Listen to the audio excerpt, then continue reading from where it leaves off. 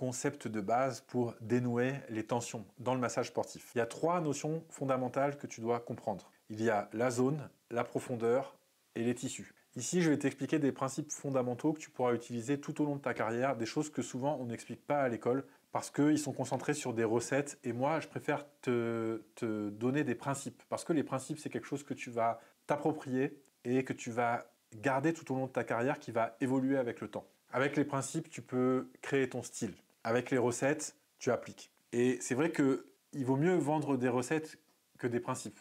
Il vaut mieux donner des recettes que des principes. Parce que tu as toujours besoin d'une nouvelle recette, d'une nouvelle technique, d'un nouveau mouvement.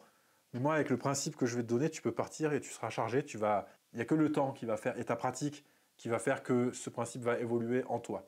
C'est valable pour toutes les disciplines, évidemment. Pas valable que pour le massage. D'abord, il y a le tissu. Donc le tissu, c'est les muscles, les tendons, les fascias qu'il y a sous la peau. Enfin, c'est tout finalement ce qui nous compose.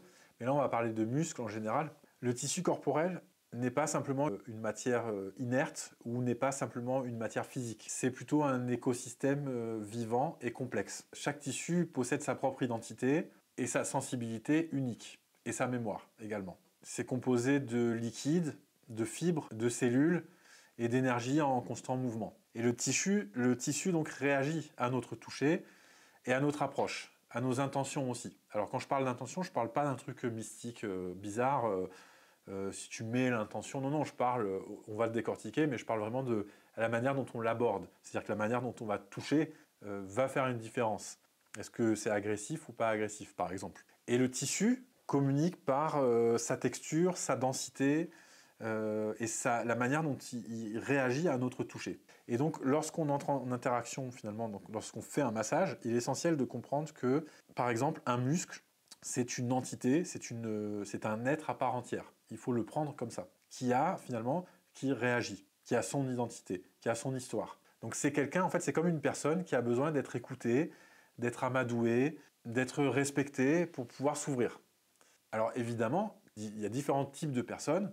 Il y a des gens qui vont être plus ou moins sensibles. En général, ça va mieux se passer quand on y va en douceur, quand on n'est pas agressif. Mais voilà, c'est qu'une question de cas par cas. Donc les tissus corporels, c'est un ensemble de choses qui sont complètement entrelacées et interconnectées. Et lorsqu'on va travailler à libérer les tensions, il faut vraiment partir de cette notion-là. Moi, j'ai découvert ça avec les ostéopathes parce qu'ils parlent de défense articulaire. Donc c'est pour ça que quand ils font craquer, moi c'est quelque chose que je fais pas, hein, mais je veux dire, j'ai appris ça d'eux, ce concept. Ils vont rapidement, souvent, parce que justement, ils prennent par surprise pour pas que l'articulation se défende. Il faut avoir vraiment cette notion que si on va trop brusquement, si on va agresser, si on n'est pas subtil, ben, le muscle, c'est pareil, la tension finalement, elle va se défendre, elle va se rétracter et on ne va pas pouvoir la dénouer. Donc c'est pour ça qu'il faut aborder une tension avec respect et avec douceur. Une fois qu'on a compris ça, il va y avoir 2 autres dimensions. Il y a la profondeur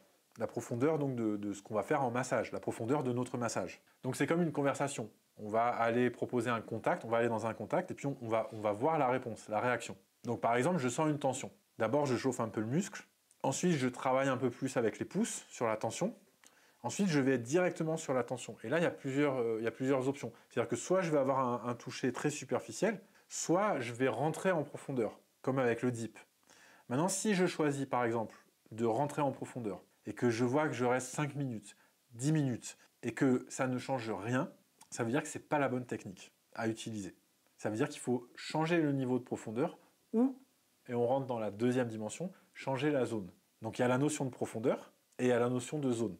La notion de zone, c'est qu'il y a des zones en fait adjacentes à la tension qui vont permettre, par ricochet, de détendre l'endroit. Donc ça veut dire que j'ai travaillé sur cette tension. Je vois qu'au bout de 10 minutes, peu importe la technique que j'ai utilisée, ça n'est pas détendu. Alors, première option, j'étais en dip, je vais en très très soft, c'est-à-dire que je pose juste les mains un peu comme le travail sur les fascias, travail tissulaire, entre le muscle et la peau. C'est pas du tout technique, mais c'est quelque chose qui vient avec l'expérience, et puis il faut être formé un minimum initié à ça.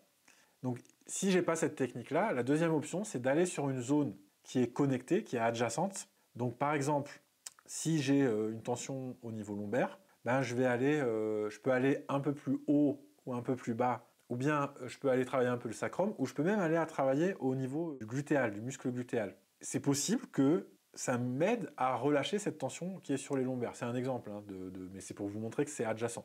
Après, c'est possible aussi que ça ne fonctionne pas. Donc c'est comme l'histoire de la profondeur. Et il ne faut pas hésiter à combiner. Donc j'ai fait ça, je suis allé sur une zone adjacente, je reviens, je vois ce qui s'est passé. Peut-être que la tension va être plus facile à dénouer. Peut-être qu'elle va être plus facile à dénouer parce que ça s'est détendu autour, ou peut-être juste parce qu'elle avait besoin d'un peu de répit. On revient dessus. Souvent d'ailleurs, on voit que ça va mieux la deuxième fois qu'on revient dessus. Et là, on utilise une autre technique. Ou alors, on revient dans un niveau cette notion de profondeur, de jouer avec la profondeur et de sentir en fait à quel moment la personne se crispe ou bien ce qu'on a sous la main, on doit sentir qu'à un moment ça vient se tendre. C'est plus en train de se détendre, c'est en train de se tendre. Là, il faut relâcher au niveau de la profondeur. Il faut mettre moins de profondeur. Et quand je parle de profondeur, je ne parle pas de force, d'agressivité. C'est-à-dire qu'on peut aller très profond en allant très lentement et sans brutaliser, sans faire mal au tissu. La tension, en général, c'est donc sur un muscle. Évidemment, muscle, articulation ne sont jamais isolés. Nous, on va plus travailler sur le muscle en massage. Il faut comprendre ce que la personne vous dit. Parce que vous pouvez vous sentir quelque chose sous la main. Donc on revient sur cette histoire de lombaire, érecteur du rachis, un peu plus loin, et puis le muscle glutéal. La personne peut dire qu'elle a mal au lombaire, mais vous sentez que c'est plus le muscle glutéal qui est touché, qui est tendu. Et là, la personne, des fois, peut confirmer et dire « Ah oui, mais en fait, je pensais que c'était les lombaires. » Mais alors, il ne va pas vous dire ça forcément en ces termes, mais la personne peut confirmer. Ou alors, la personne peut dire « Bah, non, en fait, c'est bien les lombaires. » C'est-à-dire que vous, le praticien, toi, le masseur, tu as senti qu'il y a une tension plus dans le muscle glutéal. Tu vas travailler là, mais en fait, la personne, elle va te dire non. Et c'est pour ça que c'est important d'avoir donc cette communication avec le tissu, avec le muscle, vraiment dans le toucher. Et puis cette communication avec la personne aussi. Parce que même si tu as beaucoup d'expérience dans le massage, tu n'es pas dans le corps de la personne.